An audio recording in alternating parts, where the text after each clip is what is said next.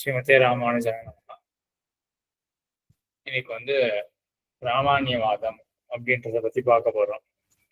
வாதம் அப்படின்ற சொல்ல நிறைய தார்க்கிகால் அங்கங்க பயன்படுத்துவா. சக்திவாதம் அப்படின்னுவா, பிராமான்யவாதம், விற்பத்திவாதம் அப்படின்னு சொல்லுவா. வாதகா அப்படின்னாலே ஆர்குமெண்ட்ஸ். அதனால இந்த பிராமான்யத்தை பத்தின ஒரு ஆர்குமெண்ட். சரி, அந்த பிராமான்யத்தை பத்தின ஆர்குமெண்ட் அப்படின்னு பார்க்கறதுக்கு முன்னாடி பிராமான்யம்னா என்னது? பிராமான்யம்னா பிரம்மாவினுடைய தன்மை. பிரமாணா என்னது அப்படின்றது அசைன்மெண்ட் எழுதினவா எல்லாருமே ரொம்ப அழகா கரெக்டா அதை எழுதிட்டீங்க. பிரமா அப்படின்னா சரியான ஞானம். இந்த சரியான ஞானம் அப்படின்றத அதுக்கு ஒரு டெஃபினேஷன் தார்க்கிகால் என்ன கொடுக்குறா அப்படின்னா, தர்க்க சங்கிரகம் அப்படின்ற அந்த கிரந்தத்துல வரும். தத்வதி பிரகாரகா அனுபவா அப்படின்னு சொல்லுவார்கள். அதாவது சரியான ஞானம் அப்படின்னா உள்ளதை உள்ளபடி அறியறது அப்படின்னு தான் நம்ம அதை டிஃபைன் பண்ணுவோம். சரியான ஞானம்னா என்ன அர்த்தம்? ஞானம் இப்ப தப்பா போகும். இப்ப சரியான ஞானம் அப்படின்னா இதுல இருந்து டிஃபரன்ஷியேட் பண்றோம், தப்பான ஞானத்துல இருந்து டிஃபரன்ஷியேட் பண்றோம். தப்பான ஞானம்னா என்ன? அப்போ அதுக்கு கவுண்டரா இந்த சரியான ஞானம்னா என்ன அப்படின்றத பார்த்தோம்னா, இந்த மாதிரி பிரிச்சு பிரிச்சு பார்க்கறதா நையாயிக்காளுடைய மதமே. சரியான ஞானம் அப்படின்னா என்ன தோன்றது? அங்க எழுதியிருக்க உள்ளதை உள்ளபடி அறியறது. மேல ஏதாவது இன்னும் ஸ்பெசிஃபிக்கா வேற ஏதாவது ஆட் பண்ண முடியுமா? உள்ளத உள்ளபடி அறியறது.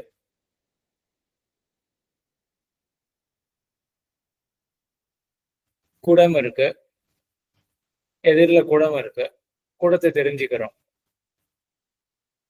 எதிரில் இருக்கக்கூடிய பொருள்ல குடம் அப்படின்னு தெரிஞ்சுக்கிறோம். எப்ப அந்த ஞானம் சரி, எப்ப அது தவறாக ஆகும்? ஏதாவது தவறான ஞானத்தினுடைய பிரமம் அப்படின்னு முன்னாடி நம்ம பார்த்துருக்கோம் இல்லையா? அந்த சாஸ்திரம் சிம்பிளிஃபைட் இதுல கூட பார்த்தோம். 3 மதங்கள்லாம் பார்த்தோம். பிரம்மத்துக்கு ஏதாவது ஒரு உதாரணம் சொல்லுங்க.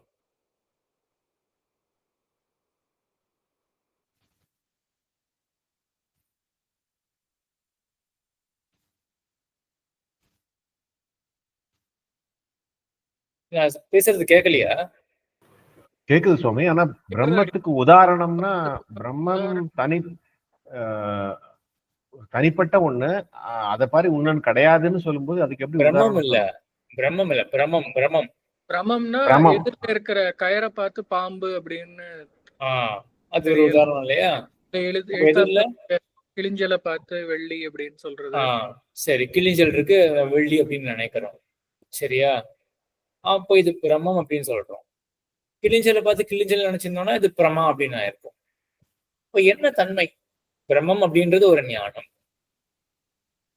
வெள்ளி அப்படின்னு நமக்கு தோன்றது, தோற்றம், ஞானம் எல்லாம் ஒண்ணுதானே.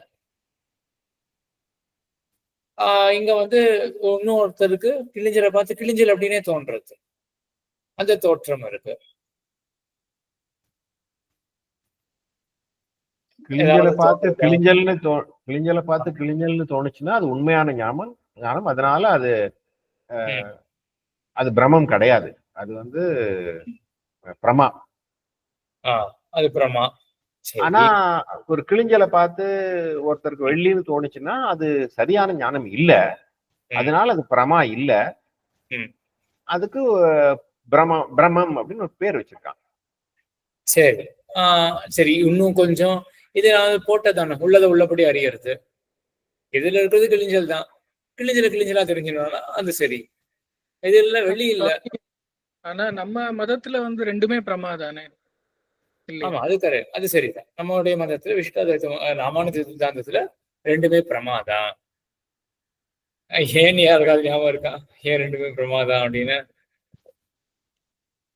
ஏன்னா கிளிஞ்சலை பார்த்து நம்ம வெள்ளின்னு சொல்றது அதுல சில வெள்ளியோட தன்மை இருக்கு. சரி, நம்ம சரிதான் அப்படின்னு சொல்லி சரி எல்லாம் ஞாபகம். சரியா? அதனாலதான் நம்ம அந்த யதார்த்த கியாதி அப்படின்னு உண்மையாக அங்க இருக்கு. இந்த கிளிஞ்சல கூட வெள்ளியோடைய அம்சங்கள்லாம் உண்மையாவே இருக்கு. அப்போ வெள்ளியை பார்த்தாலும் வெள்ளின்னு சொல்றோம் அப்படின்ற மாதிரி நம்ம போறோம். ஆக சரி, இது இப்போ தார்க்கிகன் சொல்ற டெஃபினிஷன் அதை பாருங்களேன், எவ்வளவு அழகமா அனலைஸ் பண்றான் அப்படின்னு. ஆக இந்த பிரமாக்கு அவன் என்ன சொல்றான் அப்படின்னா, தத்வதி தத் பிரகாரகா அப்படின்னு அவனுடைய ஒரு டெஃபினிஷன். இதுக்கு என்ன தாற்பயம் அப்படின்னா, நம்ம எப்பவுமே ஒரு பொருள்ல என்ன பண்ணுவான்னா, இதுவும் நம்ம டச் பண்ணியிருக்கோம் இந்த அம்சத்தையும். என்ன பண்ணுவோம்னா, விசேஷணம் விசேஷ்யம் அப்படின்னு இருக்கும். நம்ம அபாவத்தெல்லாம் பத்தி பார்க்கும் பொழுது, தரை தரையானது எப்படிப்பட்டது அப்படின்னா, கட்டாபாவத்தை கொண்டது தரை.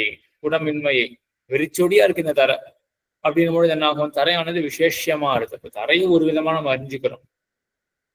ஆக அங்க விசேஷனம் எப்படி தரையை அறிஞ்சுக்கிறோம், குடமின்மை கொண்டதாக அறிஞ்சுக்கிறோம். வெள்ளையான குடம் அப்படின்னா குடமானது விசேஷம், வெள்ளை அப்படின்றது அதனுடைய விசேஷம். அப்போ ஒவ்வொரு பொருள் நம்ம அறிஞ்சிக்கும் பொழுது ஒரு பொருள் அதை ஏதோ ஒரு விதத்துல அறிஞ்சுக்கும். சரியான ஞானம்னா என்னன்னா, நம்ம அறிவுக்கு விசேஷம் ஒண்ணு இருக்கும், விசேஷணம் ஒண்ணு இருக்கும். விசேஷத்துல விசேஷணம் ஒரு கால் இருந்தது என்றால் அது சரியான ஞானம், அவ்வளவுதான். கிளிஞ்சலாக அறியறோம் அப்படின்னா, அப்ப எதிரில் இருக்கிற பொருள் அதுல என்ன தன்மையை கொண்டதாக அறியறோம், கிளிஞ்சல் தன்மையை கொண்டதாக அறியறோம். இது எல்லாருக்கும் புரியுறதா? விசேஷம் விசேஷம் எல்லாமே நம்ம முன்னாடி தொட்ட விஷயங்கள் தான். அப்ப எதிரில கிளிஞ்சல், அப்ப கிளிஞ்சல் தன்மையை கொண்டது எதிரில, அப்படிப்பட்ட ஒரு பொருள் எதிரில இருக்கு. இதுதான் அறிவு. இது ஏன் சரியான அறிவாக இருக்கு? ஏன்னா எதிரில கிழிஞ்சல் தன்மை உண்மையாவே இருக்கே, அதனால சரியான அறிவா இருக்கு. இப்போ வெள்ளி அறியறோம், இப்போ இதை வச்சு அப்படியே எக்ஸ்டெண்ட் பண்ணி சொல்லுங்க, அது ஏன் தவறான அறிவா இருக்கு? பிரமாகாவா ஏன் இருக்கு? வெள்ளித்தன்மை அதுல இல்லையே. அப்போ ஒரு பொருளை எப்படி அறிஞ்சிருக்கோம், நம்ம வெள்ளித்தன்மையை கொண்டதாக அறியறோம், ஆனா உண்மையா வெள்ளித்தன்மை அங்க இல்லையே. அதுதான் பிரம்மம். அப்புறம் ஞானத்துக்கு ஏதோ ஒன்று விசேஷமாக ஆறுது, அதே போல விசேஷணமாக ஒன்று அறியறோம். விசேஷம் விசேஷத்துல இருந்தது என்றால் சரியான அறிவு, இல்லைன்னா தவறான அறிவு. ஆக இது இது இதெல்லாம் தர்க்க சங்கத்துல வரக்கூடியதுதான். எல்லாத்தையும் ஆச்சரியமா அனலைஸ் பண்ணி வச்சிருக்கான்றது தெரியல. மற்ற இடத்துல இதெல்லாம் காண கிடைக்குமா அப்படின்னு தெரியல. வேற ஒரு விதத்துல யோசிக்கலாம் மற்றவர்கள்லாம். இதெல்லாம் ரொம்ப யூஸ்ஃபுல்லா இருக்கும் எல்லா பராமர்சத்துலயும். ஆக பராமர்சம் அனுமானம் அந்த பராமர்சம் அது சொல்லல, பொதுவா கிரந்தங்கள் நம்ம ஆராயும் பொழுது இருக்கக்கூடிய பராமர்சத்துல இந்த மாதிரி விஷயங்கள்லாம் நல்ல யூஸ்ஃபுல்லா இருக்கும். பிரமான்றது சரியான ஞானம், உள்ளதை உள்ளபடி அறிவது அப்படின்றது. இந்த உள்ளதை உள்ளபடி அறிவது அதுலயே கொஞ்சம் தமிழ் ஞானம் வேணும். அங்க எழுதினதுல யாராவது சொல்ல முடியுமா? விசேஷனம் விசேஷம் ரெண்டுத்தையும் அங்கே அந்த வாக்கியத்திலே இருக்கு. உள்ளதை உள்ளபடி அறிவது. விசேஷனம் அதுல உள்ளது.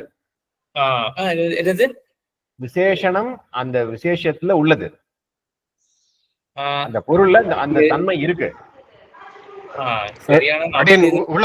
உள்ளபடிங்கிறது விசேஷனம், உள்ளதுங்கிறது விசேஷம்.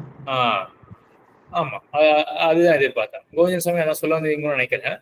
இதுதான் எதிர்பார்த்தேன். உள்ளதை அப்படின்னு இருக்கு இல்லையா, அதான் விசேஷமா இருக்கு. உள்ளபடி படின்றதே பிரகாரம் தன்மை தானே, அது விசேஷனம்.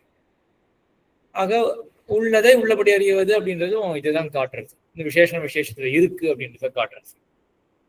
சரி, இப்ப பிராமணியம் அப்படின்னா பிரமாவினுடைய தன்மை. பிரமா அப்படின்னா என்னன்னு பார்த்தோம், சரியான ஞானம். அப்ப ஞானத்தினுடைய தன்மையா கொண்டு போனோம், ஞானத்துக்கு ஒரு தன்மை அப்படி எடுத்துன்னு போனோம். அதான் பிராமணியம் அப்படின்னு. அது என்ன தன்மை அப்படின்னா, உள்ளதை உள்ளபடி அறிவித்த தன்மை. அதுதான் அந்த ஞானத்துக்கு இருக்கக்கூடிய தன்மை. எதிரில் உள்ள பானையை பானையாக காட்டிற்று என்ற தன்மை. ஸோ இதான ஞானம் பண்றது. எதிரில் பானை அப்படின்னா இப்ப பானை தன்மையுடன் கூடின பொருள், அந்த பொருளை பற்றின ஞானமாக இருக்கு. சரியா? கொஞ்சம் நல்லா சூக்ஷ்மமா கவனிங்க அதை. இப்போ இந்த ஞானம் எதை பற்றினதாக இருக்கு? எதிரில் இருக்கக்கூடிய பொருளை பற்றினதாக இருக்கு. அந்த எதிரில் இருக்கக்கூடிய பொருள் எப்படிப்பட்டதாக இருக்கு? பானை தன்மையுடன் கூடின பொருளாக இருக்கு. இப்ப ஞானம்னாலே அதுக்கு என்ன வேணும்? விசேஷனம் விசேஷம் வேணும். இங்க என்ன விசேஷமாக இருக்கு? பானை தன்மையுடன் கூடின பொருள், அதான் விசேஷமா இருக்கு. அது இந்த ஞானம் எப்படி காட்டுறது நமக்கு? அதாவது நம்ம எப்படி புரிஞ்சுட்டு இருக்கோம், பானைத்தன்மை கொண்டதாக புரிஞ்சுட்டு இருக்கோம். ஆகையால இது சரியான ஞானம். அப்போ இந்த ஞானத்துல என்ன ஒரு தன்மை இருக்கு, பானைத்தன்மையுடன் கூடின பொருளை விசேஷமாக கொண்டிருக்கு இந்த ஞானம். அதே போல பானைத்தன்மையை விசேஷணமாக கொண்டிருக்கு. இந்த ஞானத்தினுடைய ஒரு ஆட்ரிபியூட்டா அது அவங்களால கற்பனை பண்ண முடியறதா?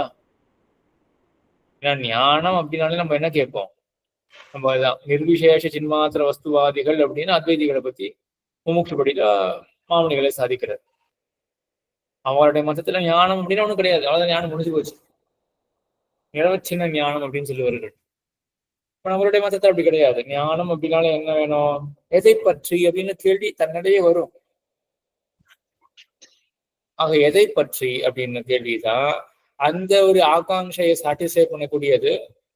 அது எதுவாக இருக்கும், நம்ம பார்த்த டேர்ம்ஸ்ல ஏதாவது தோன்றதா? ஞானம் அப்படின்னு சொன்னாலும் எதை பற்றி அப்படின்ற கேள்வி வர, அந்த கேள்விக்கு பதிலாக இருக்கக்கூடியது என்னவாக இருக்கும்? விசேஷமா இருக்கும். என்னது? விசேஷமா விசேஷம் விசேஷமா இருக்கும். விசேஷமா இருக்கும், சரியா? எதை பற்றின்றது விசேஷமா இருக்கும். விசேஷம். ஓகே. அதே போல இன்னொன்னு, அப்போ எப்படி அப்படின்னு, அப்ப எதை பற்றி அறிஞ்சிருக்கோம், இப்போ ஞானத்துக்கு ஒரு ஆட்ரிபியூட் வருது இல்லையா, விசேஷம் ஒண்ணு. எப்படி அறிஞ்சிருக்கோம் அந்த பொருளை, அதுவும் ஞானத்துக்கு ஒரு ஆட்ரிபியூட்டை நம்ம கொண்டு வந்துடலாம். இப்படிப்பட்டதான் நம்ம அறிஞ்சிட்டு இருக்கோம். ஆகையினால இப்போ ஞானத்துடைய ஆட்ரிபியூட்டை நம்ம பார்த்தோம்னா, சரியான ஞானத்துக்கு என்ன இருக்கு, இப்போ குடத்தன்மை கொண்ட பொருளை பற்றினதாக இருக்கு. அப்போ குடத்தை விசேஷமாக கொண்டிருக்கு. அதுக்கு பிரகாரம் என்ன, குடத்தன்மை. அப்போ ரெண்டு ஆட்ரிபியூட் சாட்டிஸ்ஃபை ஆயிடுச்சுன்னா அந்த ஞானமானது சரியான ஞானம். இதெல்லாம் மனசுல வாங்கிட்டீங்களா? ஒரு திருப்பி ஒரே ஒரு தடவை சொல்ல முடியுமா? இன்னொன்னு சொல்லணுமா? இல்லை எனக்கு புரியல, ஒரு சந்தேகம் இருக்கா? என்னது? இல்ல ஒரு தடவை சொன்னா புரியும். சரி. இப்போ ஞானம் அப்படின்னாலே அதுக்கு வந்து விசேஷம் ஒண்ணு இருக்கும், விசேஷனம் ஒண்ணு இருக்கும். இப்ப சரியான ஞானம் அப்படின்னா அந்த ஞானம் எந்த விசேஷத்தை பற்றி இருக்கோ அந்த விசேஷம் எப்படி இருக்கணும்னா அந்த விசேஷணத்தை கொண்ட வஸ்துவாக இருக்கணும். இப்போ குடத்தை நம்ம குடமாக அறியறோம். அப்போ இந்த ஞானத்துல என்ன, எதில் இருக்கக்கூடிய பொருளை அறியறோம். நம்ம எப்படி அறியறோம், குடமாக அறியறோம். ஆக எதில் இருக்கக்கூடிய பொருள் தான் விசேஷம். அந்த பொருள் எப்படி இருக்கு, இந்த ஞானத்துல விசேஷனம் என்ன, விசேஷனம் பிரகாரம் ரெண்டுமே ஒரே இதுதான். இந்த ஞானத்துல விசேஷனம் பிரகாரம் என்னவாக இருக்கு, சரியான ஞானம் இந்த ஞானத்துல அந்த குடத்தின் தன்மை, குடத்தன்மை இருக்கு இல்லையா? ஒரே சால்வ் எடுத்து ஒரே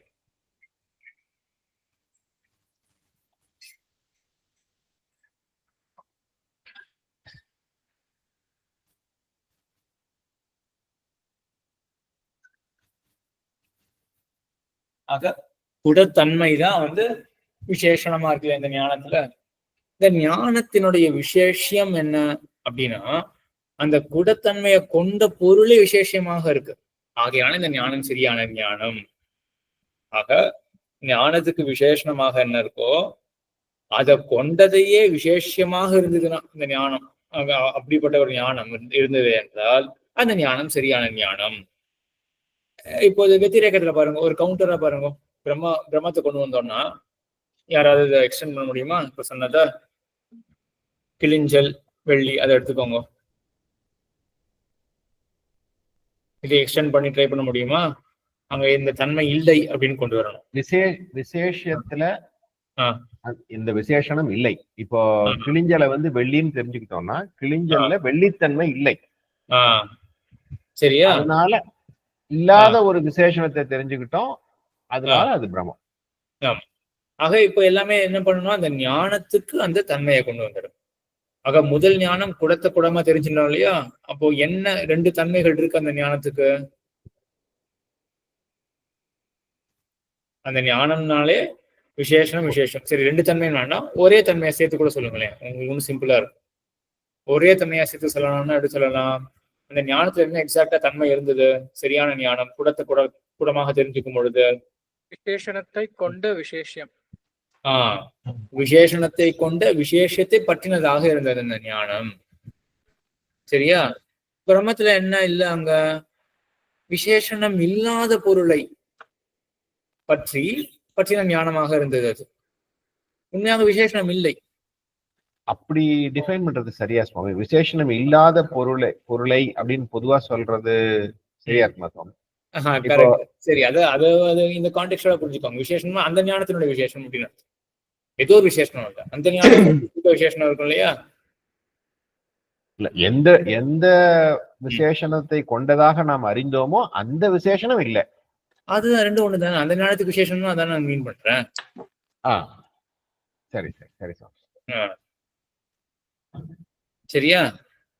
ஆக விசேஷனம் அந்த அதுக்காக 2 ஆட்ரிபியூட்டா கொண்டு போக பார்த்தேன். அது கஷ்டமா இருக்குன்னு சொல்றதுக்காக ஒன்னா கம்பைன் பண்ணி பண்ணா எல்லாருக்கும் புரிஞ்சிருக்கும்னு நினைக்கிறேன். ஒரு ஞானம்னாலே விசேஷனம் இருக்கும், விசேஷம் இருக்கும். ஆக அந்த விசேஷம் ஒரு பொருளை பற்றின ஞானம் அங்க உண்மையாக விசேஷனம் இருந்ததே என்றால் அந்த ஞானத்துக்கு தான் மறுபடியும் விசேஷனமாக ஒண்ணு இருக்கும். இது ரொம்ப கஷ்டம் அப்படின்னு கிடையாது. ஆனா எடுத்தோடனே புரியறது ஒரு இடம் கொஞ்சம் சிரமமா இருக்கலாம். ஜென்ரலா ஓவராலா ஒரு ஐடியா கிடைச்சிருக்கும் அப்படின்னு நினைக்கிறேன். யாருக்காவது சந்தேகம் இருக்கா? பிரமம், பிரமா எப்படி தங்கராஜ சுவாமி? சுவாமி, இந்த பிரம்மத்துல இந்த விசேஷனம் இல்லாத விசேஷம்னு எப்படி நம்மளுக்கு தெரியும்? அது இன்னும் ஒரு பிரமாணம் வச்சு தெரிஞ்சுக்கணும். எப்படி? அப்படிதான் தெரியும். வேற வழி இல்லை. அதை பத்திதான் இப்போ விசாரமே, பிராமணியவாதமே அதை பத்தி தான். இப்போதைக்கு அந்த மாதிரி ஒரு தப்பான ஞானம் இருக்கு அப்படின்றத மட்டும் நம்ம, அது எல்லாருக்குமே தெரியும் இல்யூஷன் ஒண்ணு இருக்குன்னு. ஆனா அது இல்யூஷன் நம்ம எப்படி அறியறோம் அப்படின்னா இன்னொரு பிரமாணத்தை கொண்டுதான் அறிய முடியும் அப்படின்னு சில பாதம். சுவாமி அடியன் கொஞ்சம் ரீஃப்ரேஸ் பண்ணி என்னோட அண்டர்ஸ்டாண்டிங் கரெக்டா இருக்கான்னு பாக்குறேன்.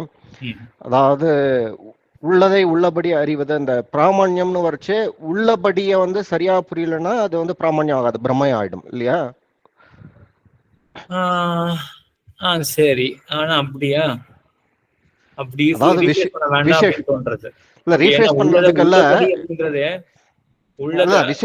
விசேஷணத்தை தப்பா புரிஞ்சுக்கிறது தான் பிரம்மம் இல்லையா? அதாவது விசேஷணம் இல்லாத விசேஷணத்தை இருக்கிறதா புரிஞ்சுக்கிறது பிரம்மம். ஆமா, அங்க இடத்துல விசேஷணம் இல்லை, ஆனா இருக்குன்னு நம்ம தெரிஞ்சுக்கிறது தான் பிரம்மம். அது கரெக்டா புரிஞ்சா அது பிரமா ஆயிடும். ஆமா, அத கரெக்டா புரிஞ்சதா இல்ல, அந்த விசேஷம் உண்மையாக இருந்ததுன்னா பிரமா. ஓகே ஓகே, புரிஞ்சது. சரி, இதுதான் இப்போ பிராமணியம். இப்போ என்ன தன்மை அப்படின்றதையும் பார்த்துட்டோம். இப்போ எதிரில் உள்ளதில் கடத்தம் உள்ளது என்ற அறிவு வேறு. இது வேற ஒண்ணு இருக்கு.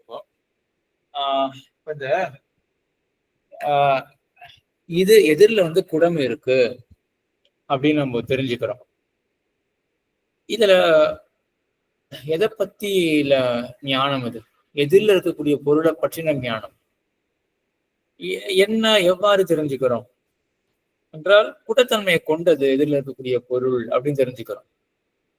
அப்ப இந்த ஞானத்துக்கு விசேஷம் என்ன அப்படின்னா எதிரில் இருக்கக்கூடிய பொருள், விசேஷம் என்ன அப்படின்னா குடத்தன்மை. இப்படின்ற ஸ்டேட்மெண்ட் எல்லாருக்கும் கிளியரா இருக்கா? எதிரில் இருக்கக்கூடிய பொருளை பற்றின ஞானம் குடமாக அறிந்து கொள்றோம். அப்ப எதிரில் இருக்கக்கூடிய பொருள் அது விசேஷமாக இருக்கு, குடத்தன்மையானது விசேஷனம் பிரகாரமாக இருக்கு. சரியா? இது ஒண்ணு. எனக்கு ஏற்பட்ட அறிவு சரி, அதாவது குடத்தை குடமாக காட்டிற்று என்ற அறிவு வேறு. இப்ப இந்த அறிவு வேறு. என்னன்னா எனக்கு ஏற்பட்ட அறிவு சரியானது அப்படின்னு நமக்கு ஒரு அறிவு ஏற்படுறது இல்லை. நான் சரியாதான் தெரிஞ்சுட்டேன் அப்படின்னு. சரி, இந்த என்ன விசேஷமா தன்னை பத்தின ஜட்ஜ்மெண்ட் இல்லையா சுவாமி? தன்னை பத்தினதா? நான் சரியா புரிஞ்சுட்டேன் அப்படிங்கறது தானே. சரி, அப்போ அப்ப சரி, விசேஷம் என்ன? நான் பிரகாரம் விசேஷம் என்ன? சரியா புரிஞ்சிருக்கேன், சரியா சரியான புரிஞ்சு அறிவு, தன்மை, சரியான சரியான அறிவு. சரியா? அதை நான் சரி, அதை இன்னும் கொஞ்சம் மாத்தி வச்சுக்கோமே. இப்ப நான் வந்து விசேஷமாக்கணும்னா இந்த எனக்கு ஏற்பட்ட அறிவு சரி அப்படின்னு தானே இருக்கு. நான் விசேஷமாக்கினா இன்னும் கொஞ்சம் காம்ப்ளெக்சிட்டி அதிகமாகும், அதனால அதை விட்டுடுவோம். இப்போ இந்த வாக்கியத்துல எனக்கு ஏற்பட்ட அறிவு சரி, இது இந்த அறிவு எதை பற்றின அறிவு? எனக்கு ஏற்பட்ட அறிவுதான் விசேஷம், அதோட சரியான தன்மை தான் விசேஷனம். சரியா? ஆக இதன் சரியான தன்மை அப்படின்றதுதான் பிராமாண்யம், பிரமாவினுடைய தன்மை. பிரமாணம் என்ன? சரியான அறிவு. அப்போ எனக்கு ஏற்பட்ட அறிவு சரி அப்படின்னா அறிவானது விசேஷமாக இருக்கு, அந்த அறிவுல இருக்கக்கூடிய பிராமாண்யம், சரியான தன்மை, அதை பற்றி நான் அறியறேன். சரியா? இப்போ இந்த ரெண்டு அறிவும் வெவ்வேறாக தோன்றதில்ல. முதல் அறிவுல எதை பற்றின அறிவு? அது குடத்தை பற்றின அறிவு. ரெண்டாவது அறிவு எதை பற்றின அறிவு? குட ஞானத்தை பற்றின அறிவு. சரியா? இதுவும் எல்லாருக்கும் புரிஞ்சுதா? ரெண்டு தனித்தனியா அறிவு இருக்கு. முதல்ல குடத்தை பற்றின அறிவு, அதுக்கப்புறம் குட அறிவை பற்றின அறிவு.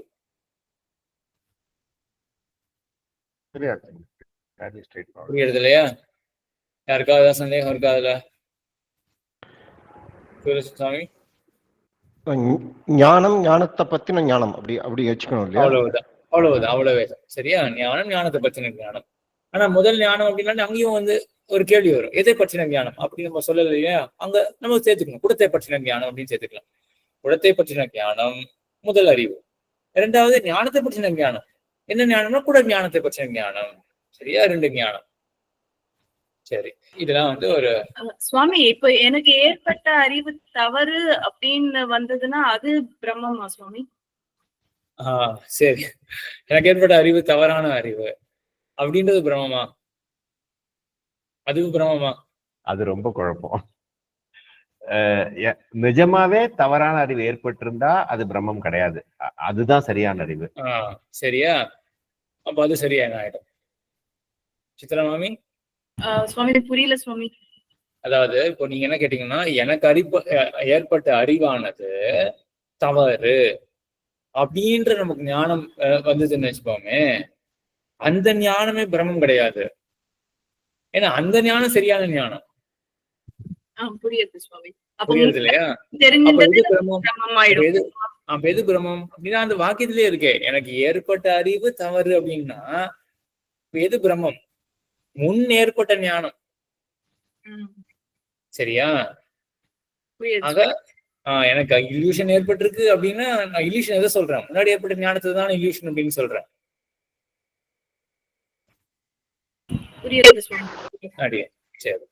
ஞானத்தின் ஞானம் கொஞ்சம் விலைக்கு சொல்ல முடியும். ஞானத்தை பற்றின ஞானம் அப்படின்னு அதாவது முதல்ல குடம்னு எடுத்தோம்னா ஞானம், அந்த குடத்தை பற்றிய மேலும் ஞானம், ஞானத்தின் ஞானம்னு சொல்லும்போது குடம் எடுத்து அப்படி ஞானம்னு வரும். அப்படி கிடையாது. குடம்ன்றது ஞானம் கிடையாது இல்லையா? முதல்ல வந்து குடத்தை பற்றின ஞானம் நமக்கு ஏற்படும். கண்ணை திறந்து பாக்குறோம், எதுல குடம் இருக்கு அப்படின்னு நமக்கு தோற்றம் ஏற்படுறது இல்லையா? அதுதானே ஞானம். எதிரில குடம் இருக்கு அப்படின்னு தெரிஞ்சுக்கிறோம். அந்த ஞானத்துல என்ன விஷயம்? குடம் தான் விஷயம், எதிரில இருக்கக்கூடிய பொருள் விஷயம். அதுக்கப்புறம் குடம் இருக்குன்னு வரும்போது அந்த குடம் நம்ம ஞானம் இருந்ததானே குடம் இருக்குன்றது வரும். அதுதான் கொஞ்சம் குழப்பமா இருக்கு. அதுதான் நீ சொல்றதுதான் சரி. ஞானம் இருந்தாலும் குடம் இருக்கு அப்படின்னே வரும். அப்படின்னா என்ன அர்த்தம்? அப்படின்னா நம்ம குடத்தை தெரிஞ்சுனா தான் நம்ம சொல்ல முடியும் குடம் இருக்கு அப்படின்னு சொல்ல முடியும். இப்ப முதல்ல நம்ம குடத்தை பத்தி தெரிஞ்சுக்கிறோம். சரியா? குடத்தை பத்தி தெரிஞ்சுக்கிறோம். அதுக்கப்புறம் என்ன அர்த்தம் அப்படின்னா, இதுக்கு அப்புறம் என்ன அர்த்தம் அப்படின்றத நையாயிக்கனுடைய மதத்தை சொல்றேன். ஏன்னா அவன் தான் இந்த மாதிரி ரெண்டு ஞானம் தனித்தனியா பிரிச்சு சொல்ல போறான். சரியா? அதையும் அமைச்சுக்கோ. அதனாலதான் ஒரு வேலை வேணுகோபால் சுவாமிக்கு வந்து புரியாதுன்னு நினைக்கிறேன். ஏன்னா அது கொஞ்சம் காம்ப்ளிகேட்டடா இருந்தாலே நையாயிக்க மொத்தம் அது சட்டுன்னு புரியாது. நம்மளுடைய மதம் சிம்பிளா தான் இருக்கும். குடத்தை தெரிஞ்சுக்கும் பொழுது எல்லாமே முடிஞ்சு போச்சு அப்படின்னா சுயம் பிரகாச ஞானம் முடி மேல வரும். அது சரி, அது இருக்கட்டும். ஆனா இப்போ இவன் சொல்றதை மட்டும் நம்ம கொஞ்சம் கான்சென்ட்ரேட் பண்ணி பார்ப்போம் என்ன சொல்றான்னு. ஆக முதல்ல குடத்தை பற்றின ஞானம் நமக்கு ஏற்படுறது. இது குடம் அப்படின்னு ஒரு புரிதல் ஏற்படுறது. சரி, அதுக்கப்புறம் இப்போ இப்படி யோசிச்சு பாருங்களேன். நான் வந்து குடத்தை தெரிஞ்சுட்டு இருக்கேன், எனக்கு குட ஞானம் ஏற்பட்டிருக்கு அப்படின்னு நம்ம அப்பவே சொல்றோமான? அப்படி சொல்ல மாட்டோம் அப்படின்னு சொல்றான் அவன். நம்ம அப்பவே ஒண்ணு சொல்லலையே. ஃபர்ஸ்ட் இன்ஸ்டன்ஸ் என்ன ஆகுது அப்படின்னா, நமக்கு வந்து குட ஞானம், அதாவது குடம் இருக்கு எதிரில், ஸோ நம்மளுடைய ஃபுல் எப்படி சொல்றது, ஃபோக்கஸ் அட்டென்ஷனா அப்படின்னு வச்சுக்கலாமா, எதுல இருக்கு? குடத்துல இருக்கு. குடம் இருக்கு அப்படின்றது பார்த்தீங்கன்னா நம்ம வந்து அதுதான் நம்ம பர்சீவ் பண்றோம். குடம் இருக்கு அப்படின்னு குடத்தினுடைய ஒரு எக்ஸிஸ்டன்ஸ் தான் நம்ம பர்சீவ் பண்றோம். எனக்கு அறிவு ஏற்பட்டிருக்கு அப்படின்றத பத்தி நம்ம கவலையே படல. அதுக்கப்புறம் தான் என்ன தெரிஞ்சுக்கணும் அப்படின்னா, குடத்தை பற்றி நான் தெரிஞ்சுட்டு இருக்கேன். சரியா? அப்பதான் நம்மளுடைய அறிவு வருது. எனக்கு ஏற்பட்டிருக்க அறிவு, அந்த அறிவு அப்படின்றது மேல போடணும். சரியா? குடம் இருக்குன்னு எனக்கு சரியான பிரமா கிடைச்சதுனால அந்த ஞானம் திருப்பி கிடைச்சதுன்னு எடுத்துக்கணுமா? அது இல்லையே, அப்படி இல்லை. வேணுகோபால் சாமி ஒண்ணு வேணா பண்றீங்களா? நம்ம மேல போலாம். நீங்க ஒரு தடவை மறுபடியும் ரெக்கார்டிங் வேணா கேளுங்க. இடைஞ்சலுக்கு வந்து அந்த அந்த விஷயத்த மட்டும் ஆனா வேற மாதிரி ஏதாவது எப்படி பண்ணலாம்னு யோசிக்கிறேன். இன்னொரு தடவை ரெக்கார்டிங் வேணா கேட்டு பாருங்களேன். கேட்டு பார்த்து எனக்கு சொல்லுங்க. அப்போ கிளாரிட்டி வரலன்னா மறுபடியும் நம்ம ஏதாவது யோசிச்சு எப்படி புரிய வைக்கலாம் அப்படின்றத பார்க்கலாம். இப்போதைக்கும் கடைசி இது மட்டும் சொல்றேன், ஹெல்ப்ஃபுல்லா இருக்கு அப்படின்னு பாத்துக்கோங்க. முதல்ல நம்ம கண்ணை திறந்து பார்த்த உடனேயே நமக்கு வந்து குடம் இருக்கு அப்படின்னு நமக்கு தெரியறது. அப்ப நமக்கு ஞானம் ஏற்பட்டிருக்கு தானே. எதை பற்றின ஞானம் இது? குடத்தை பற்றின ஞானம். சரி, ஆயிடுத்து இல்லையா? அப்போ முதல்ல ஆயிடுச்சு. குடத்தை பத்தி நான் தெரிஞ்சுட்டு இருக்கேன். குட ஞானம், அதாவது குடத்தை பற்றின ஞானம் நமக்கு ஏற்பட்டிருக்கு. அப்போ இங்க ஃபுல்லா நம்மளுடைய ஃபோக்கஸ் எல்லாமே குடத்தை பத்தி தான். அதுக்கப்புறம் நான் குடத்தை சரியாதான் தெரிஞ்சுட்டேன், எனக்கு ஏற்பட்ட அறிவு சரிதான் அப்படின்னு நம்ம அதிகமாகவும் தனியா ஒண்ணு சொல்றோம் இல்லையா? அப்ப நம்ம எதை பத்தி அனலைஸ் பண்றோம்? இப்படி வேணா வச்சுக்கோங்களேன். கண்ணை திறந்து பார்த்த உடனே இந்த குடமானது இந்த சைஸ்ல இருக்கு, இந்த ஷேப், இந்த ஷேப்ல இருக்கு, இந்த நிறத்துல இருக்கு, இப்படியா நமக்கு ஞானம் ஏற்படுறது இல்லையா? அது நம்ம ஃபுல் ஃபோக்கஸ் எதுல இருக்கு? குடத்துல. அப்ப அந்த ஞானம் எதை பற்றின ஞானம்? குடத்தை பற்றின ஞானம்.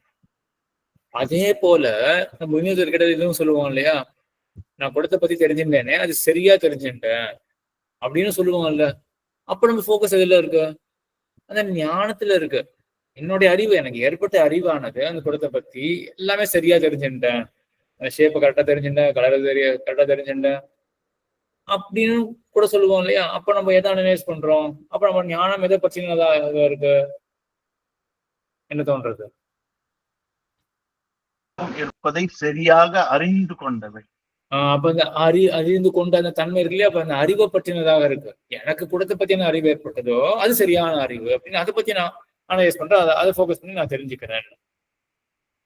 சரியா? ஆக ரெண்டா நம்ம பிரிச்சு பார்க்கலாம். மறுபடியும் சொல்றேன், இதான் ஒரு கஷ்டம் இந்த சாஸ்திரத்துல. ஏன்னா ஒவ்வொருத்தரும் ஒவ்வொரு மாதிரி சொல்லுவாங்க. நான் சொல்றது எல்லாமே இந்த நையாயிக்க மதம், கொஞ்சம் மீமாம்சக மதம் கலந்துருக்கு. நம்ம சித்தாந்தத்தை ரொம்ப சிம்பிளா வச்சுருவேன். பெருமான சுயம் பிரகாசமா இருக்க ஞானம் அப்படின்னு அது மேல பார்ப்போம். ஆனா தயவுசெய்து கொஞ்சம் இது கொஞ்சம் பேர் பண்ணிக்கோங்க.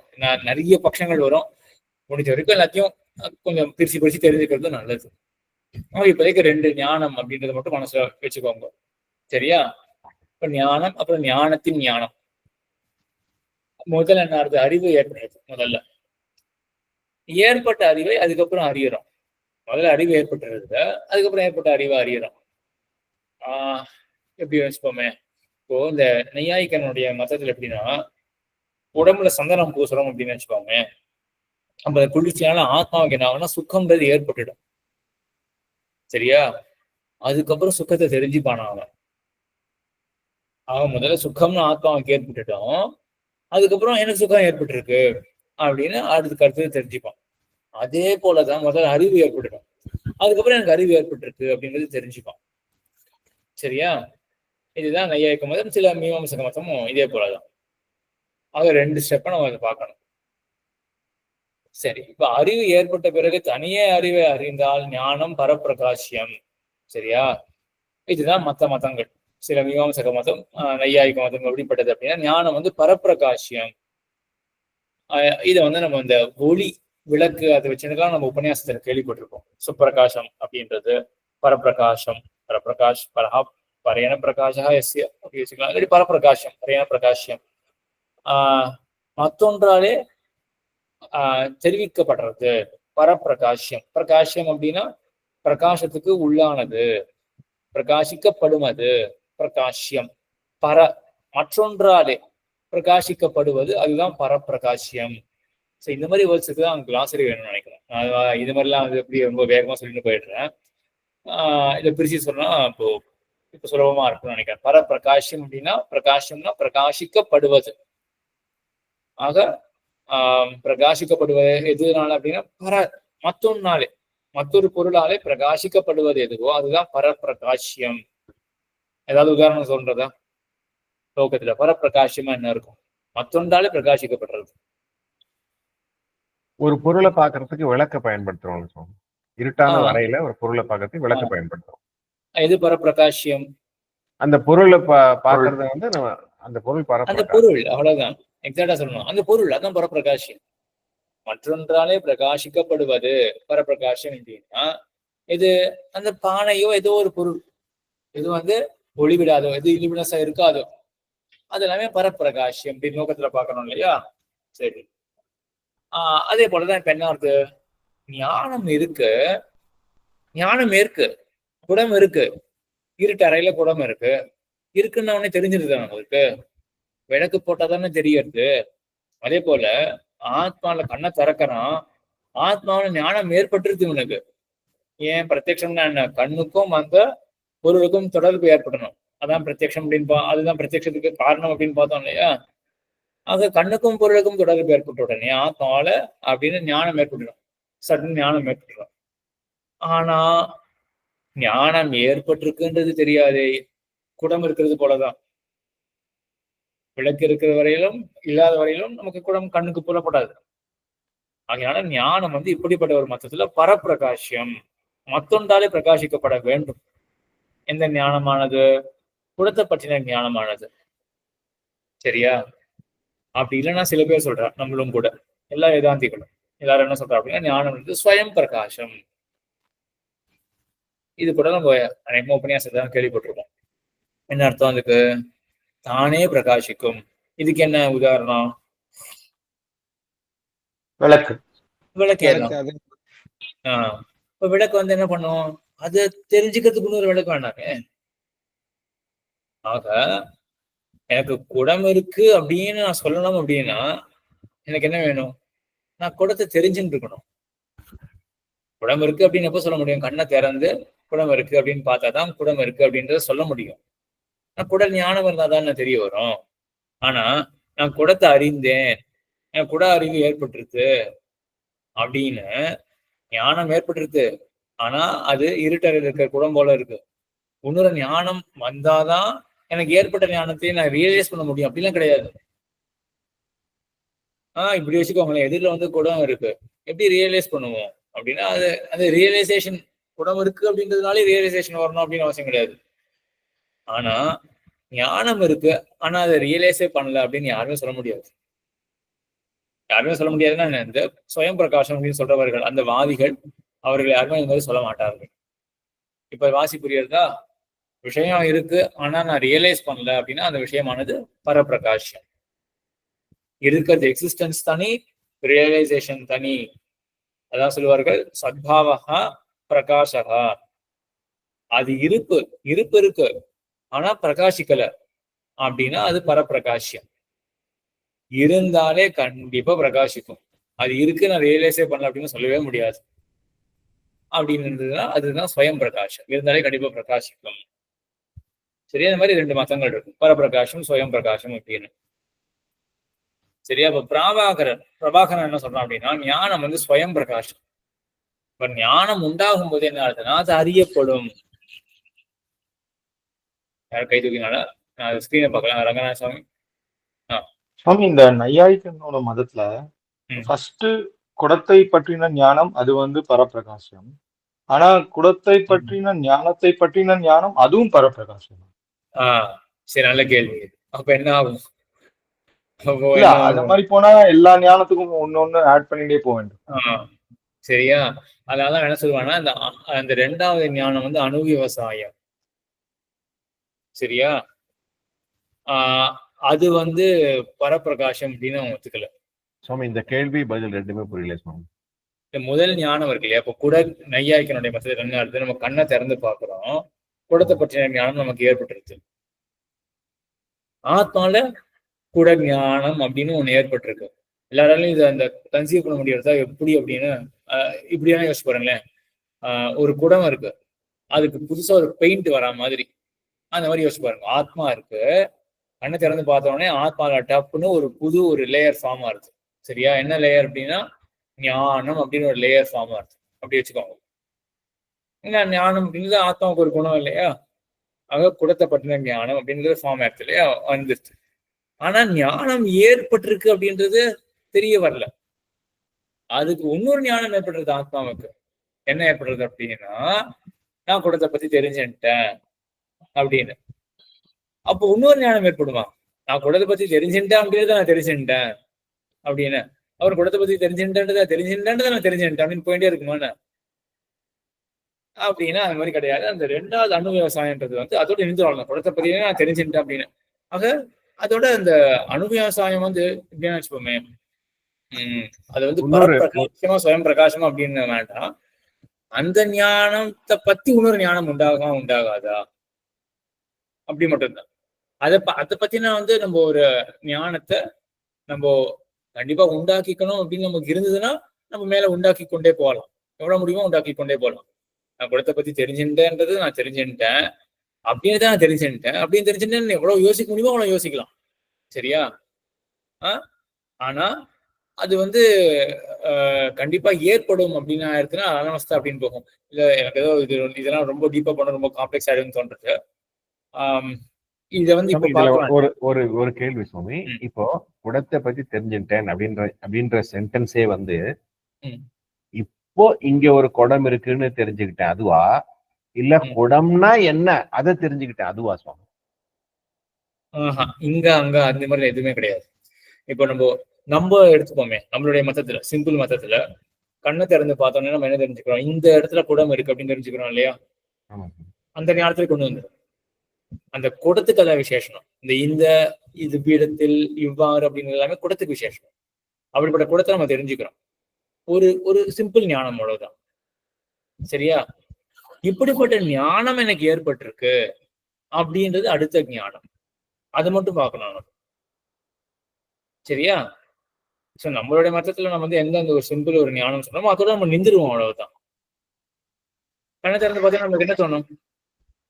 கண்ணை திறந்து பார்த்த உடனே இந்த இடத்துல குடம் இருக்கு அவ்வளவுதானே தோணும். இப்போ அடியன் குடம் என்பதை கேட்ட கேள்வி கொஞ்சம் டிஃபரெண்டான கேள்வி விஷயம். அடியன் குடம் என்பது குடம் என்பது யாரோ ஒருத்தர் முதல்ல நமக்கு சொல்லி கொடுத்துரும். நம்ம அம்மாவோ தாயோ தந்தையோ யாரோ இது குடம் அப்படின்னு சொல்லி கொடுத்துருக்கலாம்.